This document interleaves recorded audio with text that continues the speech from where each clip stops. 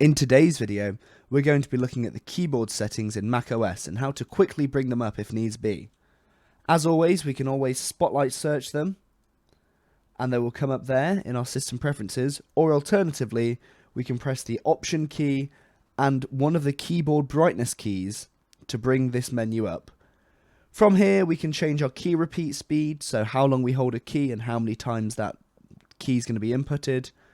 We can change our text abbreviations, our keyboard shortcuts, our input sources if we have an external keyboard, or if we want to change it to a different language keyboard, and also dictation settings, so that our Mac can hear us and understand what we're saying and write it down quickly.